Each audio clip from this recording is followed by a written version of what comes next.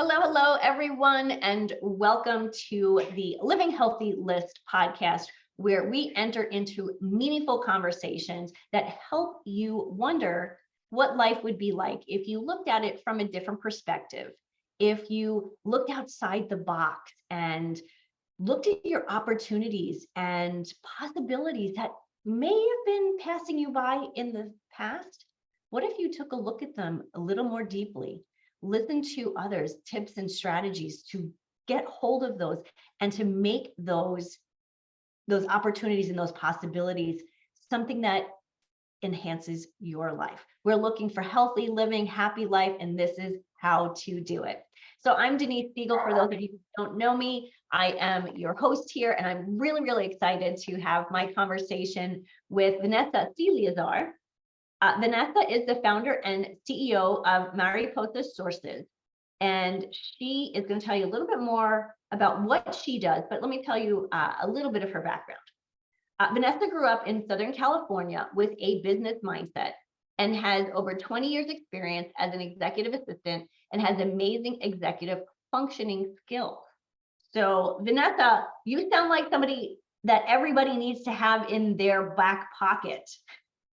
Yes, I have 20 plus years as an executive assistant, and my dad actually raised me with Motorola's Six Sigma mindset. So everything seems second nature to me, and I come up with ideas thinking outside of the box, the details, but keeping the big picture in mind. That is so important. And thank goodness that, for you, I mean, how lucky were you to have, your father, somebody so close to you, to be living these principles and showing them to you, as a young child, and then especially as a young adult, how to incorporate those into your world. And then, of course, now taking that and helping others. Yes, I feel very fortunate. I lost him last June due to cancer. We knew that he had a limited time, so we were making the best out of it. And I had the grieving process, but then I realized that he had so much wealth and wisdom that it would be a disservice to everyone for me not to share it. So I'm continuing his legacy. Absolutely. I was going to say he lives on through you. And I think that's such a beautiful thing for children can do for their parents. It's really to take all of that knowledge and experience that they've given us and loved, put the love into us and to share it with the world. And I am sorry about your dad. I know how hard that is. Thanks. So for those people who don't understand what Six Sigma is, if you would just give us a little bit of a background. Sure. Six Sigma is the project manager's process. What to do, when to do it, how to do it to be more efficient. It's also referred to as the lean process. Ever since I could remember, I was like, okay, I'm touching this paper. How many times do I actually need to touch this piece of paper? And just constantly improving the process, where there was once that I put myself out of a job because I became too efficient. That's a thing, being too efficient. Well, I think that's really, it's an interesting concept, because most of us are looking at our lives. We're busy, we're hectic, we've got too much on our plate. And efficiency is something that we're lacking. Yes, because everyone has that mental load. They're going through the house and they're picking up things and putting them in a basket, but then they forget what is in the basket, and then they become overwhelmed. And a lot of people tend to shut down at that point. So I really want to help people improve their executive functioning skills, which I recently found out that has a huge tie to ADHD. Okay, now that's an interesting, connection. Let's expand on that, if you would. Sure. So I found an article that was written in January. It was written by the clinical professor of psychiatry at Virginia Treatment Center for Children and Virginia's Commonwealth University, Russell Barkley, PhD. It was also reviewed by the former president and CEO of the National Attention Deficit Disorder Association, Michelle Novatini. Wow. Now those are two people, they've got some clout there. So when you find Yes. something, and this is really important, I think, so often, we go online and we start researching things and we read something like, oh, that sounds good. But important and important, or more important, is to find the information that is coming from a source that is knowledgeable, that's honest, reliable, and unbiased. So I Yes, thank you for. definitely. The article explains how executive dysfunction originates in the ADHD brain. Okay, so for those of us who have not been diagnosed with ADHD yet, our efficiency is, let's say, lacking in some areas. I think the big thing there is yet. A lot of my friends that I've known since high school are just now getting diagnosed. And a lot of them are moms too. So I'm wondering if it's really ADHD or their mental load and their underdeveloped executive functioning. I like that. We'll touch on underdeveloped. Okay, I like that. You mentioned something a minute ago that I think all kind of connects. You mentioned something about putting things in a basket. Let's talk about what's in the basket and how do we use that basket more effectively for efficiency. So the children's book, if you give a mouse a cookie, it's going to want this. If that happens, it's going to want this. So that's the mindset that moms tend to have. I'm a mom myself. And it's just like, okay, it takes less effort to just do the thing now than waiting. I see. So, okay. So putting things in the basket is like procrastinating. Yes, to do later. And perhaps if we put something in the basket, we forget about it. Yes. Not efficient. Inefficient. Yes. And a lot of it has to do with prioritizing. Not having the capability of switching gears to take on something that comes up that's a higher priority because you're doing this other thing.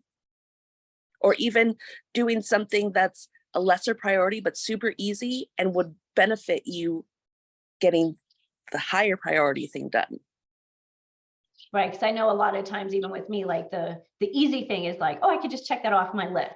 Yes, I have this big other thing that I really should be focusing on, but why am I not focusing on it? And I guess that's a question for you. Why do we check off the easy things and avoid the things that we know that we should be focusing on instead? Yes, and so with my program, my coaching, actually, I want to help people dig deeper to find out why they're avoiding that bigger thing that needs to get done, even if it's just calling the DMV to make an appointment. It's like, why? So I like doing shadow work with my clients in regards to what happened that created this fear that keeps you from functioning. Let's dig deeper. Let's find out why. I'm constantly asking why. And then I give them a different perspective of what had happened. And then it's not a fear anymore. So you mentioned the word shadow work, or two words, shadow work. Explained a little bit, but if you would dig deeper, what exactly is shadow work and how do you work with clients in that respect? So shadow work is free and it's like your own therapist. You reflect for yourself why you're feeling this emotion. What about the situation caused this emotion? And looking deeper into yourself as to where that emotion originated. So emotion, and I guess it obviously it's all connected, but our emotions about a task or a situation can really affect positively or negatively, I'm assuming, our efficiency. Yes. If someone was traumatized by getting scolded when they were a teenager in their first job over a task, they might feel hesitant to do that task again because they had a poor boss. But now that they're grown and they have their own voice, they're able to communicate, okay, I need more time than you allowed for this task, but I will get it done. Do people actually, do they have that before they come to you or after? Because I know there are times in my past life as in the corporate world, that there are things that people had said that may still affect me in some way all these years later.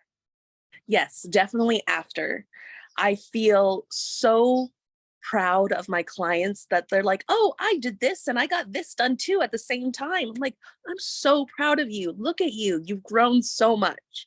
I love being other people's cheerleaders. So tell me again, who are the people that you really love to work with?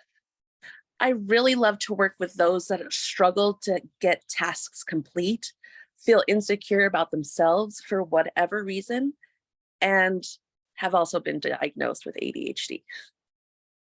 So ADHD really is kind of like that fundamental piece of your work. Actually, I take that back a little bit because I was talking with some friends and they're like, okay, but you've connected with other people with different mental illnesses, not just ADHD. So I've worked with people that are bipolar, that have complex PTSD, just any mental health illness. I help people feel more confident about their lives, how to. I appreciate that because they are unique in themselves. Mm. And I could see how it would be different working with somebody who has this challenge that they're dealing with on a regular basis, and then to how to bring that person into the workforce and into a career or whatever it may be. Yes, I learned that if you're doing a task, if you're functioning, that there's no room for fear because you're already busy doing the task. So I want to help people conquer fears so they can improve their executive function. So I'm going to dig into the word executive function. So what if we're not, what if the person you're working with is not an executive? So clarify that, if you will.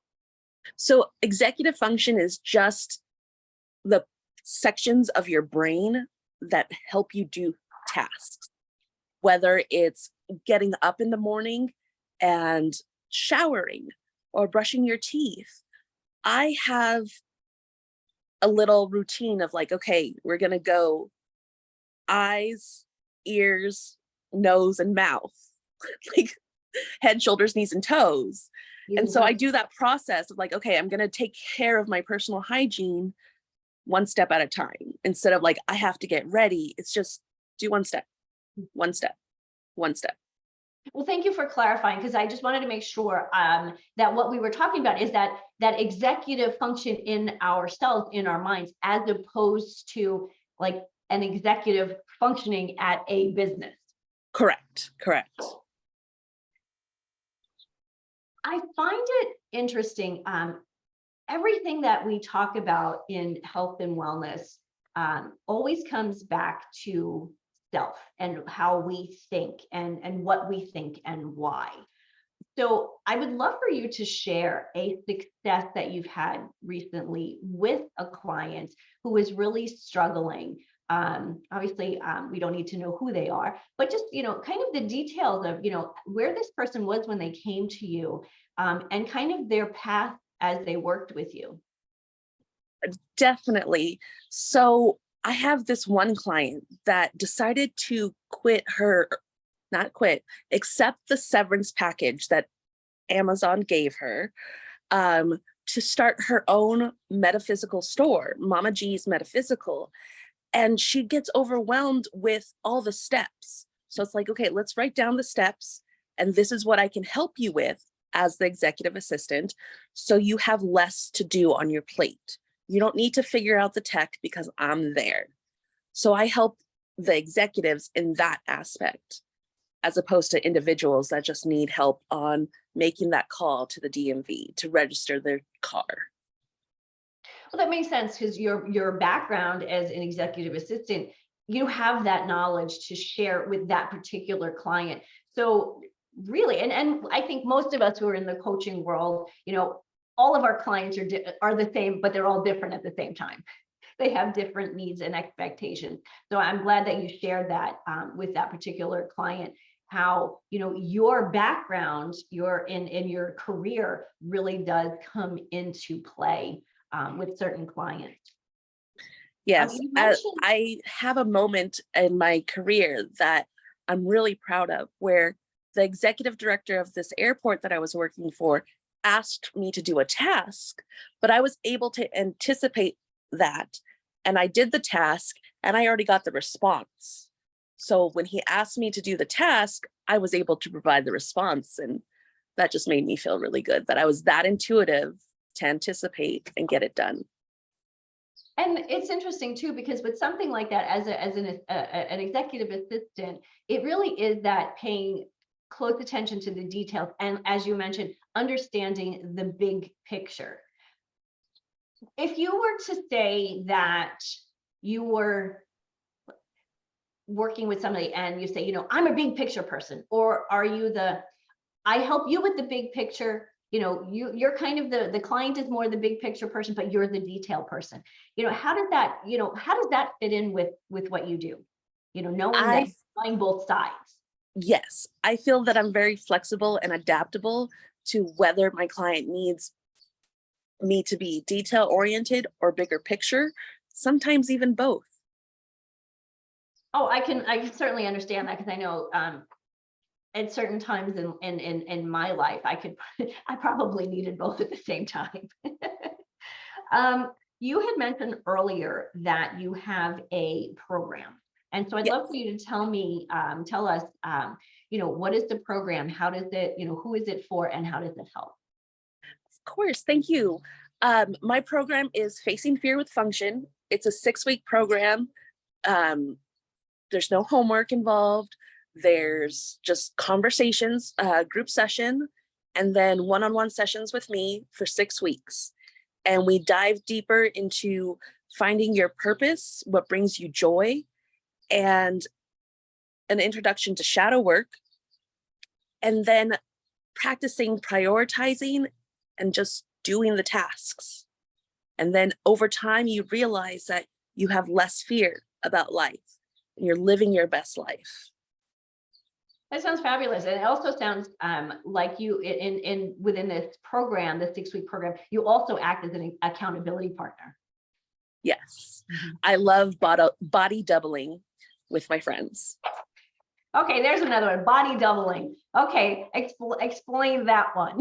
You have all these great phrases, and I love it. It's great.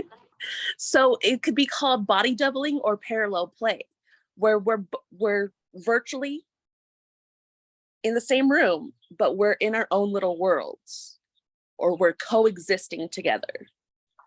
We don't need to have conversations. We could both be on mute, but every Friday with a friend, I clean my house while she cleans her house. I definitely can see where it could get people motivated to do something that, they're not excited about, is having that other person kind of doing it with them, but not literally they're doing it for them. Right. So they get the empowerment. And that's actually something that I'm offering on my Patreon. Say that again, I'm sorry. It's something that I'm offering on my Patreon, co-working sessions.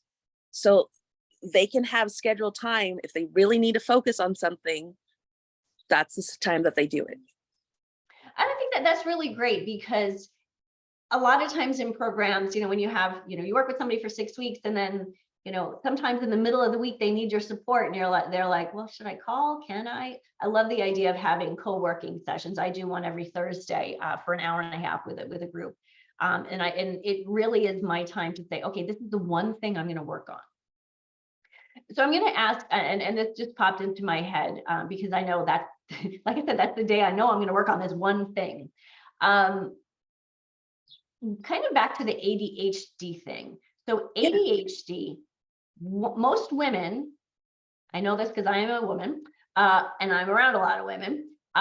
We tend to think that we're really good at multitasking. And so we're always kind of doing like a million things at once.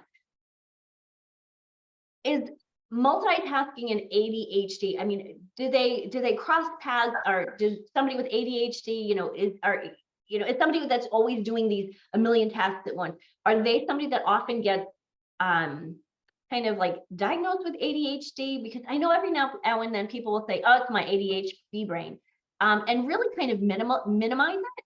And so I'm just curious to know what your experience has been with people.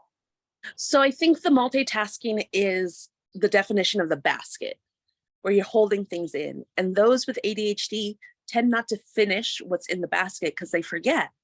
But other people who have really good executive functioning skills can keep track of what's in the basket, either in their own mind or written down. I prefer to write everything down of what I need to do, so that way I don't have to use more energy, more mental load to keep that running list. Mm-hmm. I absolutely agree. I love to write stuff down. I have like my notebook. I always have my notebook here. It helps me keep track of what's going on. But even with this, I have somewhere here on my, there it is, this is what I'm working on this week list. So it's definitely handy, and it keeps tasks, more forward on my mind. Tell me, what have we not touched on that you want to share? So you said that you write down things. Mm-hmm. Do you cross them off? I do. I like to cross things off. Good. A lot of people either misplace the list or forget to cross things off. So then they have to spend more energy. Like, okay, did I do that? Was that done? It's very empowering to just cross it off. It really is. One of the things so when I do my shopping list, I always know, like, you'll laugh at this, you'll love this. I start my shopping list the day that I've gone food shopping and put stuff away and realized, oh, you know what, for next time I may need. So I start my shopping list kind of a week early. And a couple of weeks ago, I got to the store and my list was, I left it in the house, or I thought maybe it was in the car. It was really super cold, so I wasn't going back outside. And so I was trying to remember. It was a short list, but I thought, oh gosh, what was on the list? And it was really difficult. And like I said, maybe there were only 10 things on there. So fast forward to this past Saturday, when I went food shopping and I had my list. Can I tell you, when I'm shopping, I'm crossing things off as I'm picking them up. One, because it feels good, but also now because I know I've gotten it, I don't have to think about it. And I guess this is a tip with shopping list. If I either went somewhere, if it wasn't available at that store, or somehow I passed that aisle, I circle it. This way I know I either have to go back to that aisle, or I may have to go someplace else to get it. So when you have your list, do you follow how you've written it down? On my shopping list, I do, because I know the supermarket well enough to know I start in the back and what comes forward. I think sometimes if the things that I have to circle that I may have to go back for are those items that were added after the fact. That's fair. That's fair. Because my question is, so you get the milk first, because the milk is always at the end of at the back of the store. So you get the milk first as opposed to the chips that are in the front. Yeah. Even though I'll walk by the chips. They're there. I know that. Well, why? Well, because they're not on the list that way. And if I start, and this happens when my husband comes shopping with me, he's always so helpful, but he'll say, he'll want to take half of my list. And that kind of messes up my system there. Because if I grab the chips that are there, I may need something else down that other aisle where the rest of the chips are. And so now that I have the chips in the basket, I'm not thinking, oh, I need that aisle. So it just kind of messes up my system. Food and shopping is kind of my thing. Well, as long as your system works, I like grabbing the chips first, putting them where a child would sit. I don't know what that part of the shopping cart is called. But then just going from the front of the store to the back, because when I'm at the cash register, all the items in the back are the bigger items, the cold items, and those get taken out of the cart first, then put back in the cart first. So when I'm emptying out my groceries, it's all the dry stuff that goes in the house first, and all the cold stuff stays together. I pack everything that way. Yeah. So I know for me, in the back of the store is soda bottles. My husband drinks a lot of soda. So there are soda bottles, and I don't buy milk very often. But you're right, those are, the yogurt and those kinds of things, they're there. But all of the things, as I put them in the cart, and maybe I'm a little bit more systematized than some, again, just because cooking and food is really like my expertise.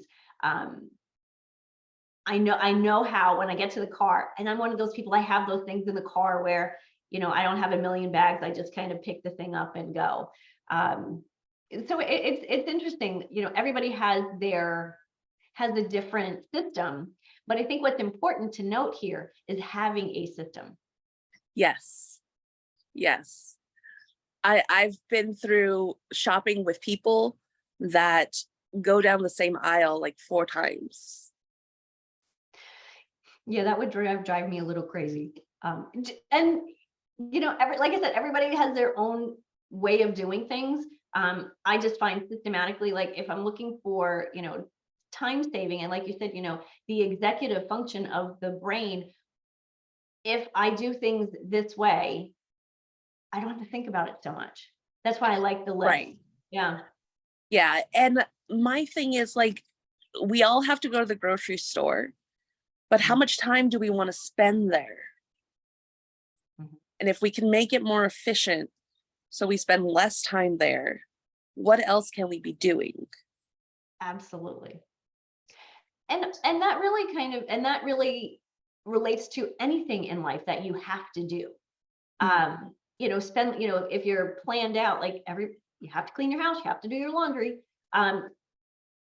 When that's planned out, you can focus on things that are really not so important, not just important, but enjoyable. And kind of getting back to what we said earlier, it really is about enjoying and finding the joy in life. Yes, I love living my best life. I think that's important. If you're living your best life and I'm living my best life, we can certainly help people, give them tips and strategies to live their best life also, which is our goal here. And I hope today that we have reached our goal in sharing some great tips. Last minute, before we go, do this, start first, start here. Go to facingfearwithfunction.com. You'll find out about the program, you'll find out about me and how to reach out. I do have a free consultation called Smaller Habits, Bigger Results. I love it. All right, everyone, where all of this information will be in the show notes, how to connect with Vanessa, the name of the program and the link to the program, and also a link to the article that she mentioned earlier in our conversation. If you have any questions, you can always connect with me. My contact information is in there, and I will support you and point you in the direction towards Vanessa. Vanessa, thank you so much for being with me today. Thank you so much, Denise. All right, everyone. We will see you next week on the Living Healthy List podcast, where we enter into meaningful conversation to help you wonder and realize how things could be different in your life. Have a great week, everyone.